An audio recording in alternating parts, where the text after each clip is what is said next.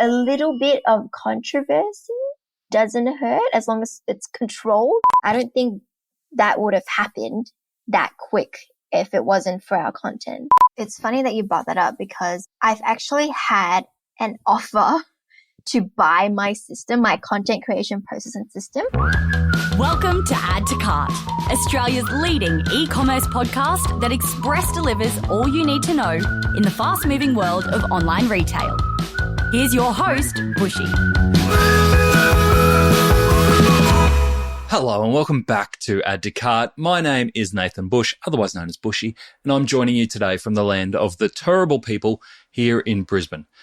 Today's guest is a modern brand pioneer. She's an entrepreneur with a knack for spotting global trends and turning them into the most amazing e-commerce brands. Serene Lim is the founder of Gellae and Cup 49, and she's kind of made a name for creating revolutionary brands in the consumer DIY space, from offering gel nail stickers that can be applied in the home to creating bubble tea kits. She's created content-led brands that are now taking off all around the globe. With Gellae hitting 7 figures in its first year and garnering over 400 million views on TikTok, it's clear Serene knows how to build a community and grow a brand fast in the modern e-commerce landscape. Serene today shares her journey from studying nutrition and the surprising advice that she got at the end of that to running 2 successful businesses. Find out how Serene's midnight bubble tea craving changed her direction from a safe career into being an e-commerce entrepreneur, and how her solution to smudging nail polish has become so popular it's catching the eye of global retailers like Boots in the UK. Today, Serene shares so much with us, from sharing her viral content strategies, including the example of the nail sticker video that was filmed on a plane that caused a little bit of controversy on Facebook. And she talks about the systems that she's built to scale both her businesses at once. Personal favorite part was when Serene talks about her personal triumph of retiring her dad, thanks to her success. Now, we only have 2 more episodes left for the year. How crazy fast did that go? But we are busy lining up some brilliant chats for you to catch up with over the holidays. We're putting together episodes of snippets from the most listened to episodes from the year. We've put together an episode of my personal favorite chats and the best parts of those. And we have a whole bunch of checkouts that haven't gone to air yet to keep you inspired over the holidays. And of course, if you want to catch up with some Add to Cart recommendations and meet some great people, head on over and join our Add to Cart learning community. There's about 150 e-commerce professionals in there that are waiting to meet you and to help you get through 2025 together. Head on over to addtocart.com.au/community to join up. As always, a big thanks to our partners Shopify Plus and Deliver in Person for making this podcast and this episode possible. Now, let's jump straight into the conversation with the amazing Serene Lim, founder of Gellae and Cup 49. Serene, welcome to Add to Cart. Oh, no, thanks for having me. So good to have you here. We've got you right smack bang in the middle of busy season. When you said in our pre-chat that it was really busy for you, I just assumed Black Friday. But I got you right in the middle of Gellae's 2nd birthday. Has that come around quickly? Yeah, so we're actually turning 2 on the 21st of November. And man, the past a year and a bit has just flew by. I didn't, because I'll talk more about it later, but the growth trajectory of Gellae compared to my first business, Cup 49. Yeah, it's very different, but it's crazy. I think we hit our first 7 figures in our first year. So that was a big milestone for us. And did you have that kind of expectation when you started it? No. So I had Cup 49 and it was doing pretty well. And I was like, you know what? I don't want to have all my eggs in one basket. So let's have a second business. If anything, that's just like a little like side income, right? And no, that wasn't the case. So that really took off, and I had to sort of move resources away from Cup 49 because I'm the sole founder of both. And there's complexities with that as well. We're juggling both businesses, but I sort of, moved quite a bit of my personal time and energy to Gellae, and that's taking off. But yeah, it's tough. Wow. It's tough juggling too. So how do you describe to others what you do? So I'm the sole founder of two e-com businesses. We have got Cup 49 that does DIY bubble tea kits so that you can make your bubble teas at home. You don't have to spend $8, $9 at the shops. You can pretty much make it whenever you're craving it. So I get really bad sugar midnight cravings. So I just pop into my kitchen, really easy, pop it. I think you can do the bubble tea in like less than 5 minutes, some even less than 2 minutes. So that's Cup 49. Gellae, we do DIY gel nail stickers so that you can do your gel nails at home. Same thing, more affordable. I think it's about maybe a quarter or a third of the cost and going to the salons. You don't have to, make appointments, drive there, sit there for 2 hours and, come back when you want to get your nails removed. So both businesses are very much targeting similar consumer pain points like, affordability, convenience. People who don't want to go out ever. In this cost of living crisis, It's so expensive now. In my inner circle, like people are struggling. Yeah. Yeah. So I think that's sort of why my business sort of took off during this period because it was just a more affordable option to things. Yeah. And I've got to ask, what's on your nails today? So this was a set that I've got a story about this. So this is Azure Blue Waves. And this was a set that I applied on the plane going to Sydney. So I got flown over to Sydney last Thursday because TikTok wanted to interview me at a lunch. So that was like, how good. When I got that email, I was like, are you sure TikTok wants to interview me? And they're like, yeah, the head of small business TikTok wants to interview you at the event. So like, we'll fly you up. And yeah, we just want to hear you talk about TikTok, about short form content creation. So yeah, so I applied this on the plane because I didn't have fresh nails on. So I was like, oh, I got to get my nails ready. And that's what I did. I suppose there's pressure now, isn't there? You can't go out to any public events without your nails done now. I know, because when I tell them about my business, immediately they're like, but yeah. You've got a really interesting story from what I read around your path to entrepreneurship. It doesn't sound like it was always that was the direction. I know that you did a lot of study and you actually had a different trajectory in mind when you were doing that study. Can you tell us the story of when you decided to kind of take that left-hand turn into entrepreneurship? Yeah, we're going way back. So I studied nutrition at Monash Uni and I didn't really do that because I really wanted to study nutrition. I loved food. And I was in, year 12 and, we had to sit down with that, what is that guy that like helps you out with what you're going to do in the future? The careers counselor. Yeah, like a careers counselor. So we had to sit down with, do a one-on-one with him and he's like, oh, what do you want to do? And I'm like, I really don't know. And those career counselors have usually had one job their whole life. I mean, he sort of helped me as best as he could because I really loved food tech. I did really well. I think I scored like the top 0.1% of the state for food tech, for VC. So I really loved food tech. I loved cooking. I loved baking. So I told my parents like, oh, I want to be like a baker.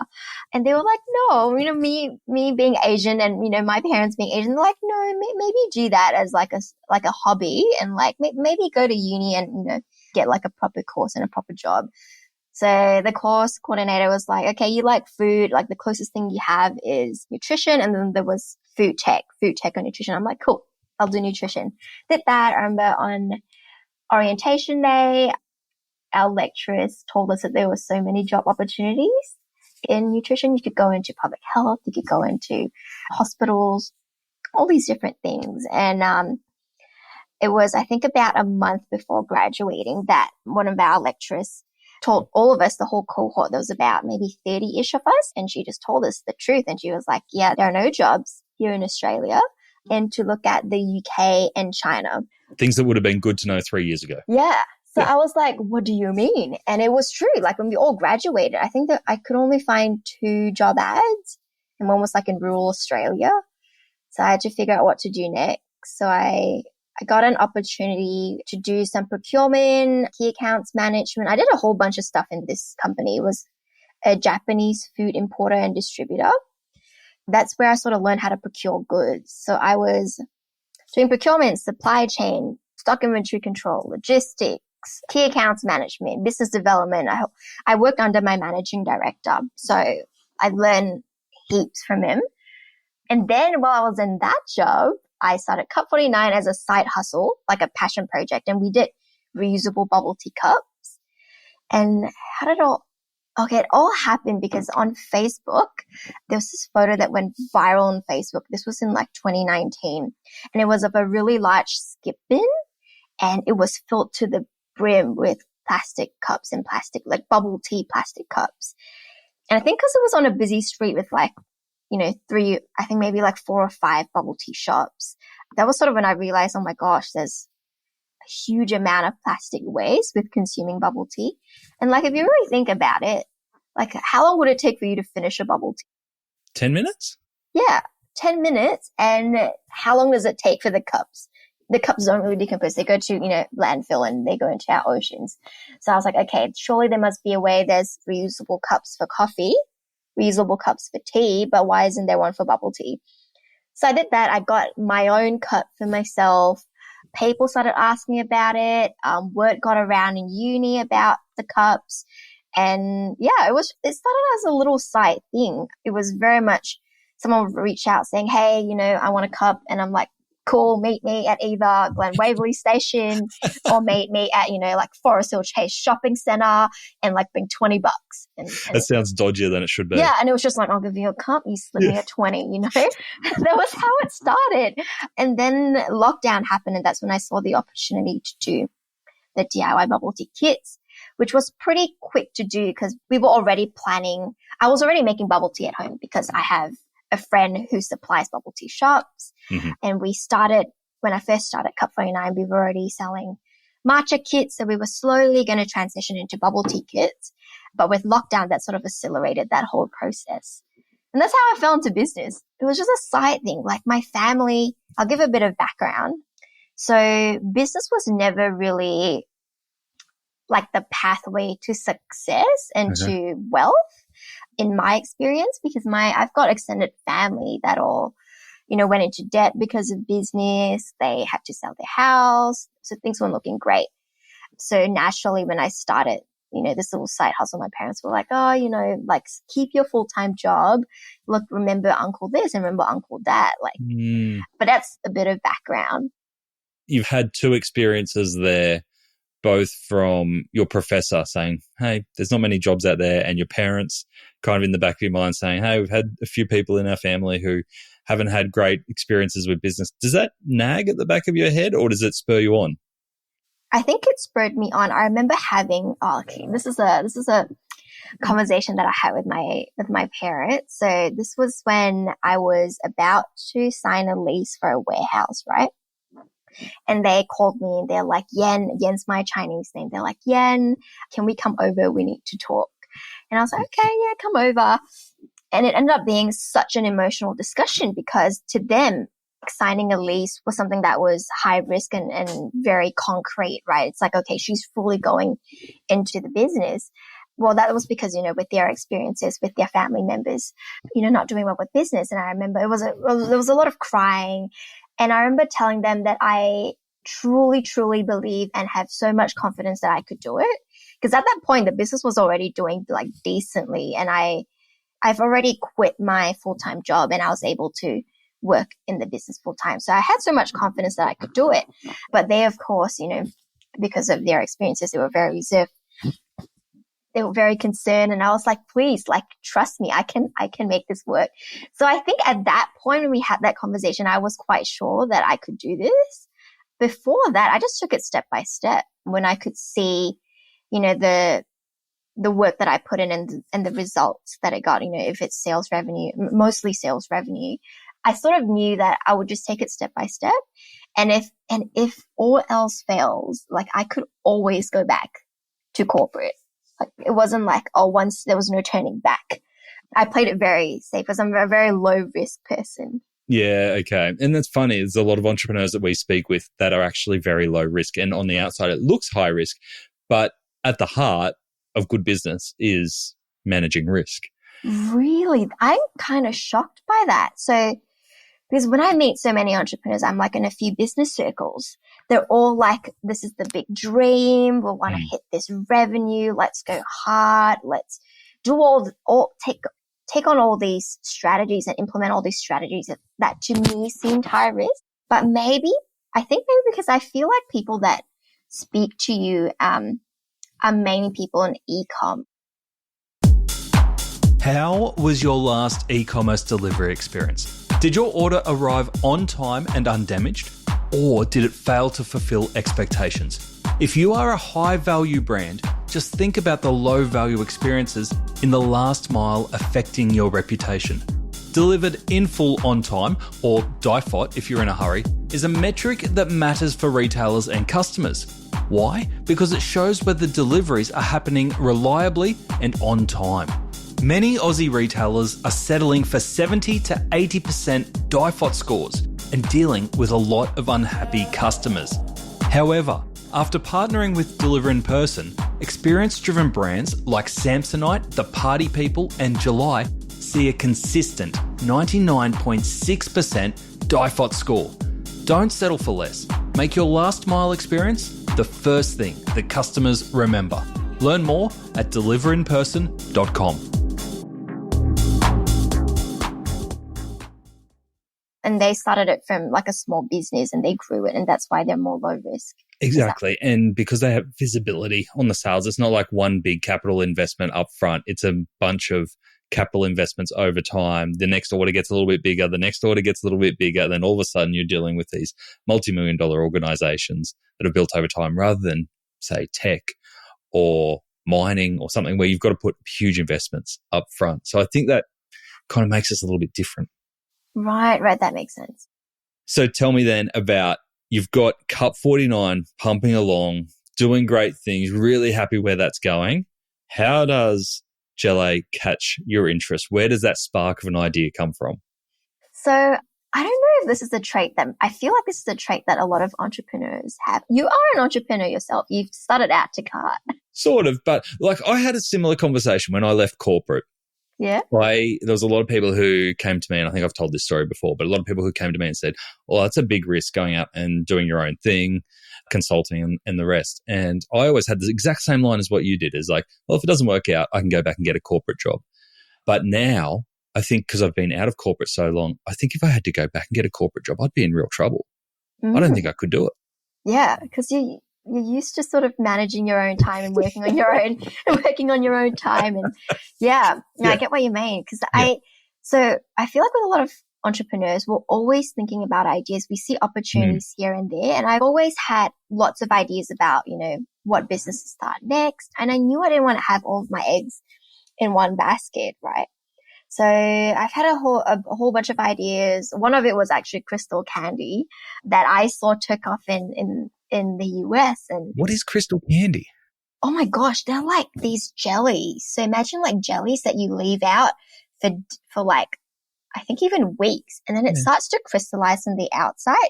So when you bite into it, it's like really crunchy on the outside, and then inside it's like jelly. Now, it's like, it took off, and I saw it and I'm like, oh my gosh, I should bring it here. But it was just too complicated because you have to, actually make the crystal candy. But I actually went pretty far into that idea. Like I got my auntie involved. She was making the crystal candies. We were trialing.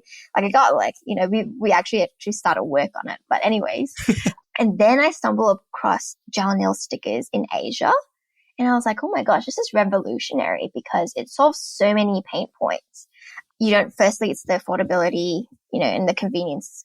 But not only that, that's compared to, going to the nail salons. But people that do their nails at home, like nail polish, I don't know if you've had any experience with nail polish, but no, not at the moment, except for my daughter painting my nails really badly. The thing is, it takes so long to dry and you can't do anything for that period of time while it dries. And if you wanted to have nice nail art and intricate designs, people at home wouldn't really know how to, do that. So I saw this and I'm like, man, revolutionary. Because it wasn't traditional nail stickers as well. They were stickers that were made of gel that when you pop under the UV lamp, it cures heart to the shape of your nails. So that was something I've never seen before. And I'm like, oh my gosh, I need to bring this here. And that was how it started. I saw it. I saw that it would do pretty well. And then, and it took off. And so when you saw it, what country were you in when you saw it? I was in Malaysia. You're in Malaysia? Yeah. So when you saw it, did you immediately kind of Google back in Australia if anyone else is doing it, or you just went on intuition? Yeah. Yeah, I did. And I think this was like quite early on. Now there's so many people that are doing it. But back then, I don't think there might have been maybe one or two, but they were very, very small. So that's when I thought, okay, well, I know how to do content. I know how to build community. So let's see where this goes.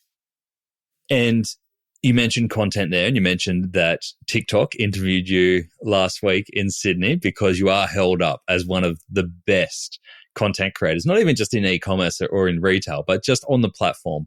You have a brilliant reputation and a brilliant channel there for Gellae. 100 million views in your first year. Is that right? I think it's more. If I do the math, because we're almost 2, and I think we're at 400 million. We're like at 400 million organic video views. So do you pump any paid media into the channel? Yeah, you've got to have those retargeting because with the thing with organic content, it's really great to drive traffic to the website, really great for brand awareness, but you got to catch them down the funnel. So we've got, retargeting ads, we've got prospecting ads, dynamic retargeting ads. So yeah, we do have to put some, paid spend behind marketing. Gotcha. But your content strategy to get those organic views to start with, did you go out for Gellae to kind of have a strategy saying, we're going to have these 5 content pillars and we're going to have these formats and we're going to release every second day or every day at this time? Was it that structured, or did you kind of just shoot and release? So there was a few things that I wanted to do differently from Cup 49. So for Cup 49, I was the one that created most of the content. And what I didn't know was, I didn't actually know that I built the community and the following around me as a person. I thought I built it around the brand because this is under the brand's like TikTok account, right? So, as we were scaling, I had to sort of put my time and my resources on bigger, like high level things, the big business decisions, strategy, and content creation at one point was a thing that I had to outsource. So I looked for a really great content creator. I found someone that was amazing. At that point, she was just starting out. But you could tell when someone has it in them to be a great creator. So I was like, okay, she'll do really well. I'm going to transition out of content. She's going to come in and, do the content. So, but when she came in, there was a steep drop in engagement and people were unfollowing. And I was like, what's going on? Maybe let's just give it a bit of time. So I gave it a bit of time, and I realized later on through a few different things. One of it was I had people from the community that actually found me on Facebook and private messaged me saying, hey, Serene, is everything okay? I noticed I don't see you in the videos anymore. Are you still in the business? And when I was doing content on TikTok, I was also doing TikTok lives every Friday. So people, I guess, were really used to seeing me live and me being the face of the brand, that once I did that, I saw a steep decline. But I still had to do it because for a few different reasons. One of it was I had to focus on other, not necessarily more important things, but more high level decision making. And I also wanted to not have the business tied to me. In the event that I exit, it's a lot harder to sell a business. So when I started the second one, I was like, okay, change of strategy. I've got to figure out a way to build it without me being the main face of the brand, and find out how I could do it. So what we did was, I didn't know from get-go what was going to work. And this is what I always preach with content. You will never know. You will only have theories about what might work. You have to test. So we've tested so many different types of content. Whatever worked, we hone into it. Whatever didn't work, we pivoted. I have this huge video analysis Excel sheet where we're quite granular. Like, we look into the videos that have hit, X amount and above, why we think it's done well, what's the length of the video, what's the audience retention rate, what's the hook in the video, like all these different things is what we look at. And that sort of generates this whole feedback loop. We test, we analyze, and then we start it all over again. So I would say that it took us definitely more than a month to hit our first million view mark. And then videos after that did okay. And then maybe it took us months later to then figure out what works for our audience. So yeah. And what were some of those key insights that you pulled out of that first million views that you were like, oh, everything, like, we're going to put some barriers around this. Every video must do X, Y, or Z. Yeah. So the length of the video, try to keep it, less than, if possible, less than 30 seconds. Have a really good visual hook and a really good text hook. For us, what worked really well is when we started the video with some sort of pain point that someone could relate to. So it could be nail biting. That's a really big one for a lot of our customers. A lot of customers actually buy our products because they've been struggling with nail biting for years and years. They haven't seen the nails past their fingertips. And this, because Gellae is a sort of gel, a hardened layer of gel on top of your natural nails. So you can't really bite through it. Yeah, unless you like eating gel. Unless you like eating gel. Unless you've got like razor sharp teeth, then maybe you could. But yes, a little bit of controversy doesn't hurt as long as it's controlled.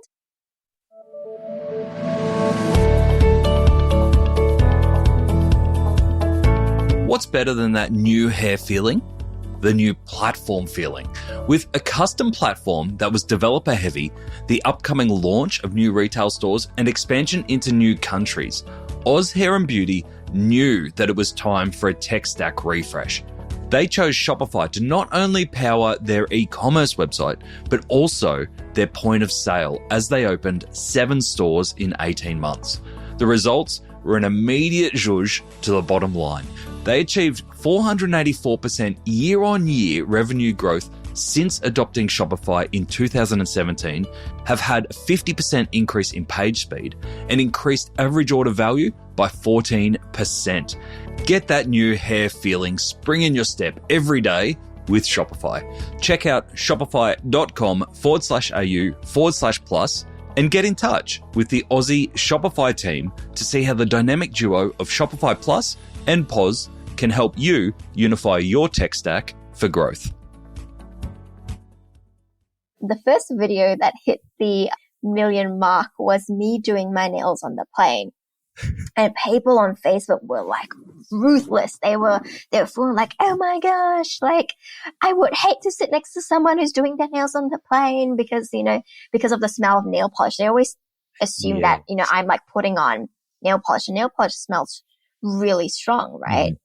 And you wouldn't want to have such strong fumes on the plane, but our nails are like stickers, so they don't smell. So that worked really well for us because in the comments we're like, no, they're stickers. But man, people were like, oh my gosh, this is like personal hygiene.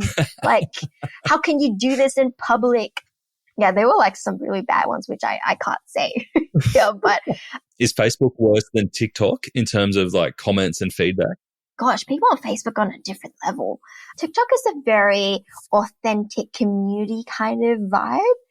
So TikTok, Instagram, people that are quite nice, quite understanding and forgiving. Whereas I think on Facebook, people tend to jump to conclusions really quickly. And there's, a lot of, I don't know why. Different demographics too. I think that's it. Like people on Facebook are like more middle-aged. So maybe that plays a part, but yeah. And then tell me around some of your most popular videos for people who may not have seen it. What are the ones you mentioned there? Controversy, the one on the plane. Are there any others that stand out to you as content that really surprised you, that just like hit that organic stream and just went bananas? Yeah. So it was actually, there was a few. Okay. I'll talk about Cup 49 first. Cup 49, it was packing order videos. Like in the peak of COVID, I think people were really bored at home and they, liked seeing a business pack orders, but it was the most basic packing order video. It was just like, let's pack an order for Alicia. And, she ordered the ultimate fruity kit and I'll be like picking stuff from the shelf and then I'm packing it. And then I go, what do I say? It's packing time or something. It's, oh my, I had a saying too and people would comment it like, oh my gosh, it's really? I can't remember, but yeah.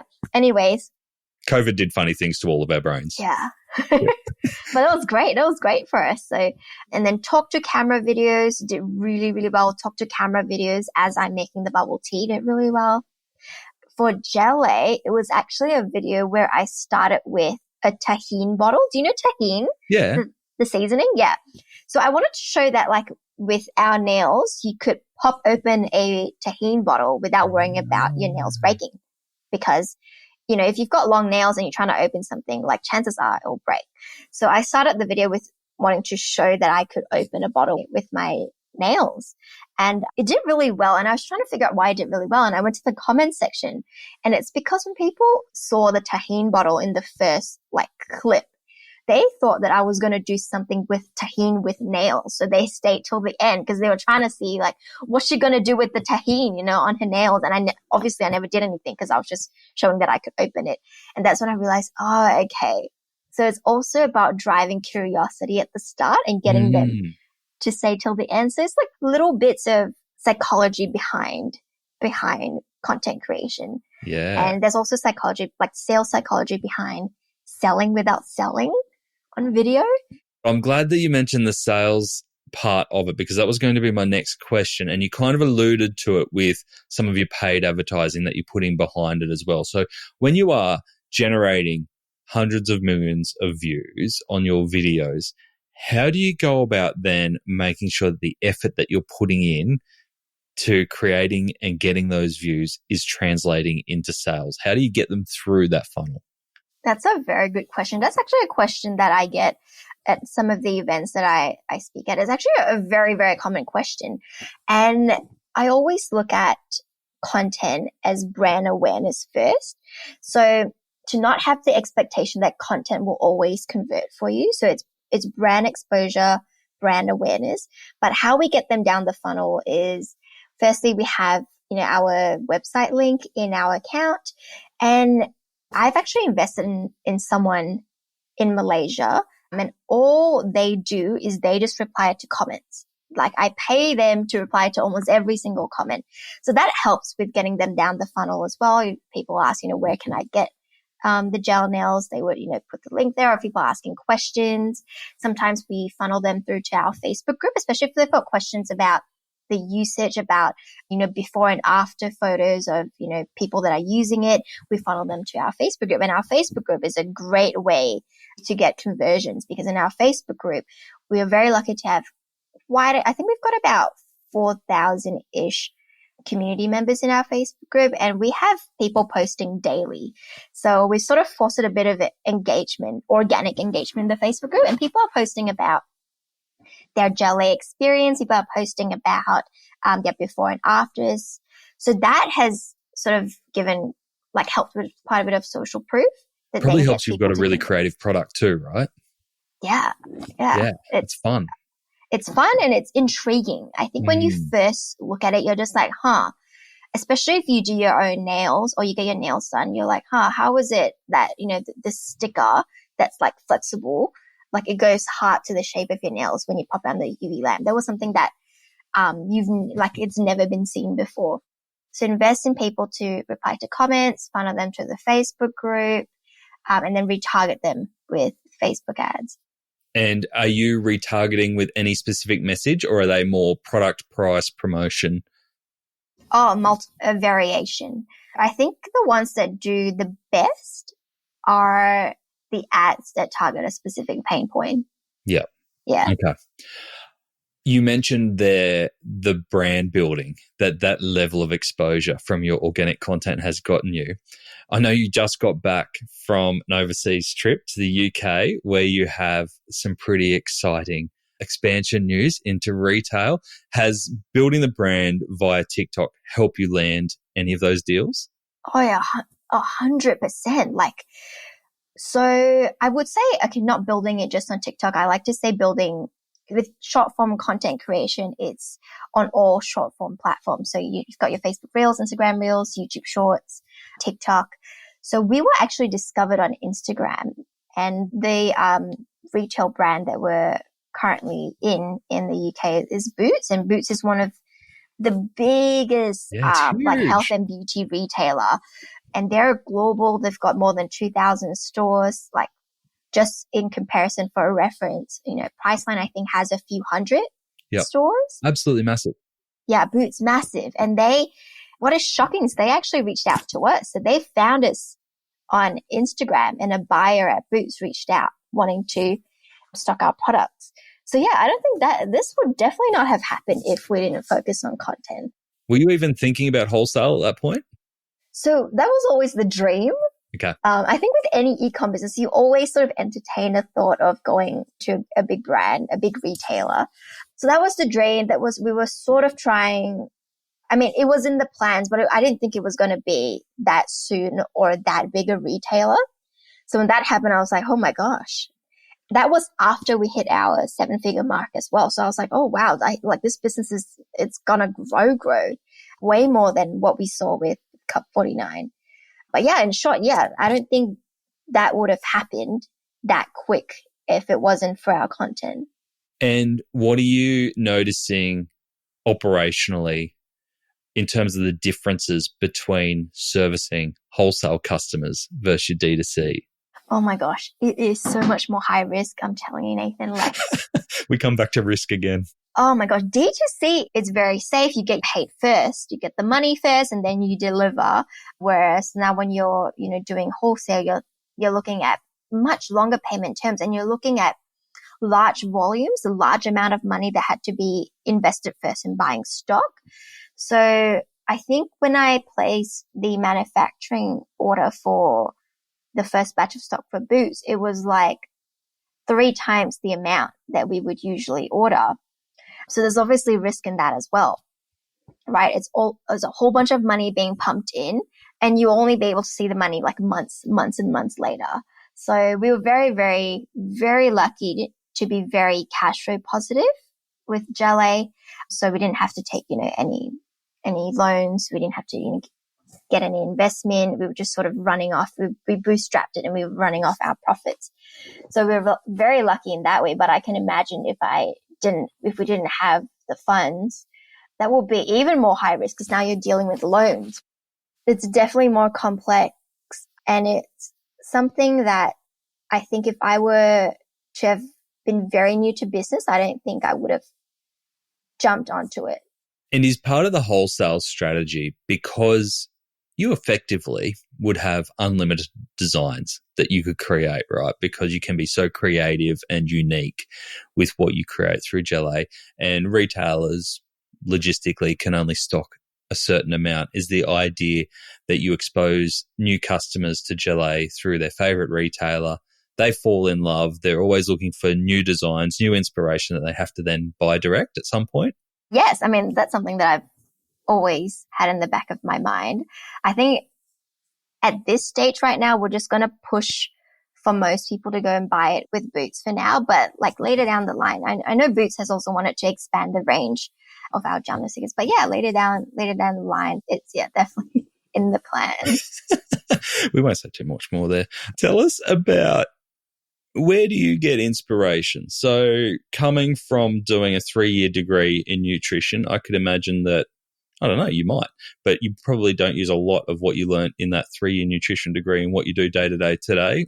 Where do you go to learn and get inspired around business? Ooh, I think talking to people. I haven't got into the habit of reading, which I know a lot of business owners and entrepreneurs are really, really good readers and they invest in their professional development that way. I have not, but I think most of it's just talking to people, getting inspired by what other big brands are doing. I listen to podcasts here and there, but to be very, very honest and frank, like I haven't really invested much in my professional development yet. People look at entrepreneurs and what they've achieved and from the outside, it looks like, wow, they're achieving big things and they know what they're doing. But like in my situation, I just sort of figured things out along the way. To this day, I still don't really know what I'm doing. I'm just sort of figuring out, trying to improve day to day, trying to be more efficient day to day, trying to automate processes day to day. But I don't actually know. Do you have any advice for me? What's the... Oh, goodness, I'm not one to give you advice, but it sounds like what struck me in our conversation is that you've tested and learned throughout, but everyone says they test and learn, but you've actually got processes and systems behind everything that you do. To me, it doesn't feel like you throw things out there and hope that it works and then take the wins and forget the losses. Even when you were talking about spreadsheeting all your content to work out where the trends are, what's working, what's not, your system to make sure that every comment on a Facebook or a TikTok post is replied to and is pulled into that funnel. Those are the systems that a lot of people kind of forget about in the pursuit of always going on to the next thing. So I think you're learning a lot. That is your learning, is by making sure that you document and have something that you can look back on and learn from what's right for you, not try and follow someone else's path. No, I think you're right. And it's funny that you brought that up because I've actually had an offer to buy my system, my content creation process and system. And I'm just like, they were like, yeah, that's your IP. And I'm like, I didn't think that that was something of value. I just thought to me, it was very much, it just came very naturally to me. It's like, I want to outsource content. How do I have this whole process in place and this whole system in place so that I don't have to touch this whole process? And I just sort of like, did it bit by bit.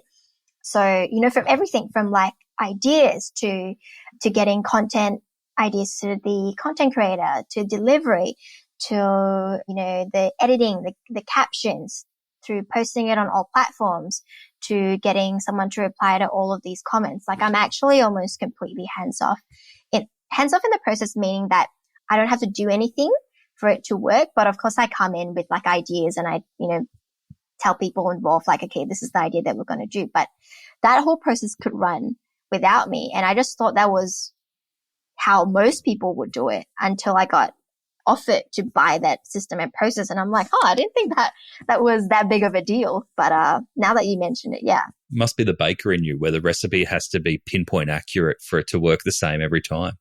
Maybe. And I think it's because my main goal is that for me, I have so much to do on my list and I have to find a way to automate processes. I have to find a way for me to do only focus on the 20% of tasks that generates 80% of the revenue. And I have to find a way to do that.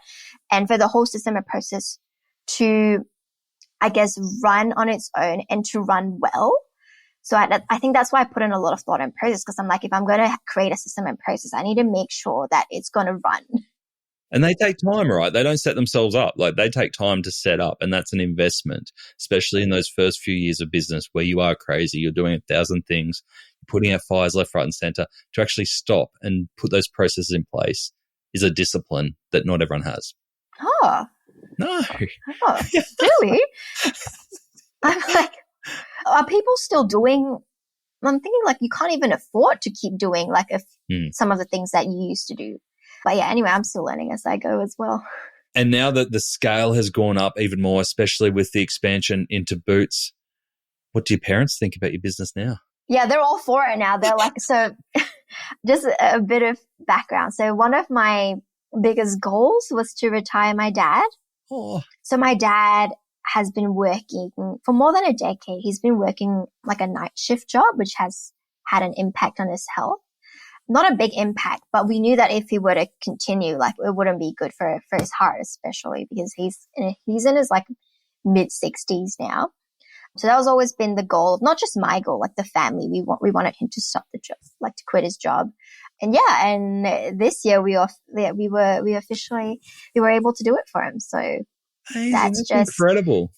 Yeah, it was a big goal of ours. So that's, yeah. And well done. And he's so cute because he's trying to figure out what to do with his time because now he's got all this time. So he actually packs orders on Monday for Gellae. And sometimes we feel like Papa Lim packing order videos and people love that. But yeah, so he's doing that. I think he's volunteering now as well at, what was it? Like an elderly, like home center thing. Like he plays the guitar and he sings them songs and he like plays like chess with them. Oh, that's cool. What a dude. Yeah.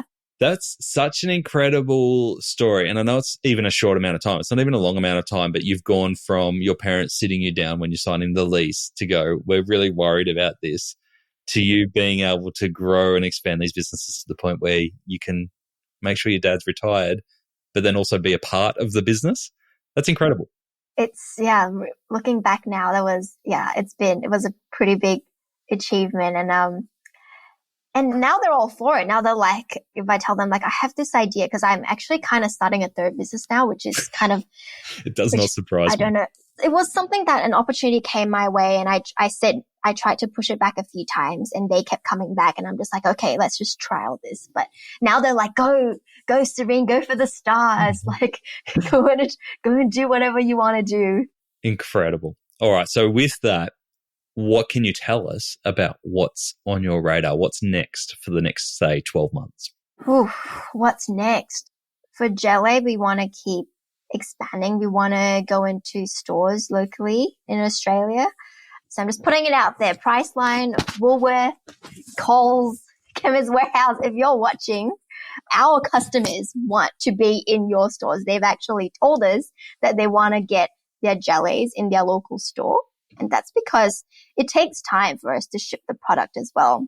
And they can't physically see the product. So they've actually asked for that. So if there's any buyers watching this. You know, the best tip I've heard, and it's come up a couple of times in this, is people just guessing the buyer's email addresses and just hitting them up regularly. Right. And there's been at least 3 people on this podcast who have been stocked because they just guessed the right buyer's email address and just regularly gave them that customer feedback and went, here's verbatim feedback from our customers wanting us in your stores. I was like, there's something there. That's good. Okay. Gotta keep emailing them. So that's what we're planning to do. I think there's a lot of opportunity for Gellae at this stage, you know, especially off the back of being in boots. I think, there's a lot of opportunities. So good. All right. If we have people listening and they want to learn more about Gellae or Cup 49, or they might be buyers at large retailers in Australia, what's the best way for them to learn more and to get in touch with you?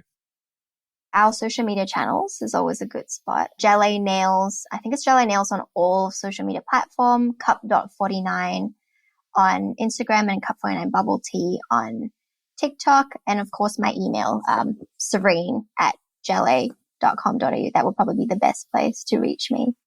Amazing. Serene, thank you so much for sharing your story so far.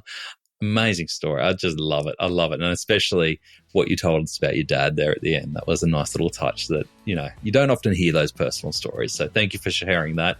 Incredible success so far. We can't wait to see Cup 49 and Gellae continue to take on the world. Thank you. How amazing is Serene's story, and how refreshing is her approach to doing retail in a very, very social world where the power of an idea, a product idea, can really spread like wildfire so quickly around the globe. Gellae has only been around for a little over a year, and she's already stocked in Boots in the UK. It's pretty amazing, the e-commerce world that we live in today. All right, here are the 3 lessons that I took from that episode. Number 1, test, learn, and systemize. Serene's success with Gellae didn't happen by accident. It's the result of meticulous testing and iteration. For example, her first million-view TikTok video wasn't a lucky fluke. She analysed what worked, like keeping videos under 30 seconds, starting with a strong hook, and addressing real customer pain points. And she built a system to replicate that success. The result?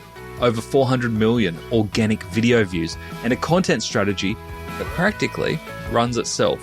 While it looks impressive that things can go viral, there's actually a really strong system behind it. And it's a reminder that consistency and data-driven tweaks can transform creative ideas into reliable growth engines. Number 2, the power of relatability. Serene's knack for addressing everyday pain points like smudged or chipped nails or spending too much on bubble tea has created brands that truly resonate with customers. Take Gellae's gel nail stickers. They save time, they cut costs, and make salon quality nails achievable at home. Even better, her content focuses on real customer pain points, like nail biters using stickers to grow their nails for the first time. Whether you're in product design or marketing, these worlds, they come together. Meeting your customers where they are and solving real-world challenges is a surefire way to build loyalty and global scale. And number 3, low-risk, high-impact growth. Even with 2 thriving businesses, Serene is all about managing risk. When expanding Gellae into Boots, she carefully bootstrapped the operation, to make sure it was cash flow positive from the start.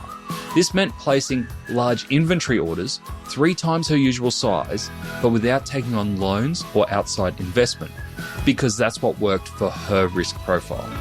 Her thoughtful planning paid off, landing Gellae in one of UK's biggest health and beauty retailers. And it's proof that you don't necessarily need to take wild risks to achieve big results.